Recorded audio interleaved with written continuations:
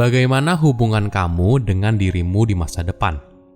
Apakah kamu melihatnya seperti sosok yang asing atau seperti layaknya seorang teman dekat? Halo semuanya, nama saya Michael. Selamat datang di channel saya, Sikutu Buku. Kali ini saya akan bahas bagaimana kamu punya hubungan yang lebih sehat dengan dirimu di masa depan. Banyak orang melihat diri mereka di masa depan seperti orang asing. Tidak aneh, kita seringkali membuat keputusan yang buruk. Kita memilih makan gorengan sekarang daripada makan sehat. Kita memilih untuk bersantai daripada pergi berolahraga. Ini merupakan tantangan hubungan diri kita sekarang dan di masa depan. Kita merasa kalau diri kita saat ini banyak berkorban demi diri kita di masa depan. Kita ibaratnya tidak menikmati hidup yang kita jalani. Tentu saja ini terjadi karena waktu bergerak maju. Kita yang sekarang akan jadi diri kita di masa depan, tapi tidak sebaliknya. Inilah yang membuat hubungan terasa seperti hubungan satu arah. Tapi di sisi lain, jika kita punya hubungan yang lebih erat dengan diri kita di masa depan, jika kita melihatnya bukan sebagai orang asing, tapi sebagai teman dekat atau orang yang kita cintai, pengorbanan yang kita curahkan saat ini justru tidak terasa berat. Malah kita dengan senang hati melakukannya. Karena kita tahu kalau kita tidak membantu orang asing, tapi membantu orang yang kita cintai. Sebelum kita mulai, buat kalian yang mau support channel ini agar terus berkarya, caranya gampang banget. Kalian cukup klik subscribe dan nyalakan loncengnya. Dukungan kalian membantu banget supaya kita bisa rutin posting dan bersama-sama belajar di channel ini. Apakah kamu tahu kalau kita punya hubungan yang unik dengan diri kita di masa depan? Jadi, sebuah riset menemukan kalau aktivitas otak para responden ketika berpikir soal masa depan secara rata-rata sama dengan ketika orang itu berpikir tentang orang lain. Artinya, di tingkatan otak, kita melihat diri kita di masa depan sebagai orang yang berbeda. Padahal tentu saja, tidak peduli 10, 20, atau 30 tahun lagi, di permukaan kita tetaplah orang yang sama. Orang lain akan memanggil nama kita dan mungkin saja kamu masih tetap punya teman yang sama. Tapi tentu saja nama belakangmu mungkin berubah. Warna rambutmu berubah, preferensimu berubah, kesukaanmu berubah, ketidaksukaanmu berubah, dan di berbagai aspek lainnya. Bisa dimaklumi jika kita di masa depan terasa seperti orang yang berbeda. Jadi tidak aneh ketika kita seringkali sulit berkomitmen untuk mengubah hidup menjadi lebih baik demi masa depan.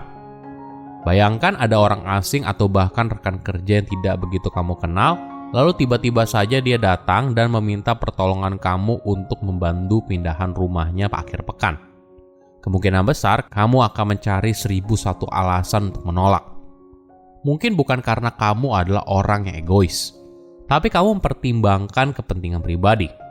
Jadi, inilah yang terjadi ketika kita memprioritaskan makan gorengan daripada makan sehat, memilih nonton streaming daripada berolahraga, dan sebagainya. Konsekuensinya akan dirasakan oleh seseorang yang kamu tidak kenal. Kenapa harus berhemat sekarang? Ibaratnya kamu memberikan uang kepada orang asing. Inilah yang perlu kita pahami. Jika kita tidak terhubung secara emosional terhadap diri kita di masa depan, mudah sekali untuk membuat keputusan jangka pendek yang merusak. Tapi jika kita melihat diri kita di masa depan seperti kita melihat pasangan, teman baik, atau seperti anak kesayangan, maka mungkin saja kamu punya tipe hubungan yang berbeda. Yang terjadi adalah kamu memasukkan empati pada hubungan tersebut. Alhasil, kamu jadi membuat keputusan yang menguntungkan dirimu saat ini dan dirimu di masa depan. Nah, kenapa seorang mengambil keputusan yang buruk? Ada yang dikenal sebagai temporal discounting. Sederhananya, kita mendiskon nilai dari hadiah masa depan dibandingkan dengan saat ini. Jadi, jika kamu punya opsi sekarang dan kamu bisa mendapatkan apa yang kamu inginkan saat ini, tapi kamu mungkin akan menderita di kemudian hari. Dalam situasi tersebut, kamu mungkin tergoda untuk mengambil pilihan itu. Dilema ini dialami oleh banyak orang dalam kehidupan sehari-hari. Antara menabung atau boros, antara olahraga atau duduk di sofa, antara makan terlalu banyak atau makan secukupnya, dan masih banyak lagi.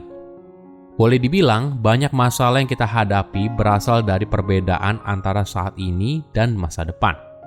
Kita seringkali memprioritaskan kebutuhan saat ini dan tidak memperdulikan konsekuensinya. Di sisi lain, kita mungkin kesulitan untuk membayangkan diri kita di masa depan, menginginkan sesuatu yang berbeda dengan apa yang kita inginkan saat ini. Contohnya begini, kamu baru saja menikah dan membeli sebuah apartemen. Lokasinya strategis dan dekat dengan tempat kerja, mal, restoran, dan sebagainya. Ini merupakan tempat yang ideal buat kamu dan pasangan. Namun setahun kemudian, istri kamu hamil dan anak kamu lahir. Seketika, lokasi itu menjadi kurang ideal. Berbagai manfaat seperti dekat dengan tempat hiburan menjadi kurang penting, karena kamu butuh tempat tinggal yang lebih luas. Justru tinggal di klaster malah jadi pilihan yang lebih baik.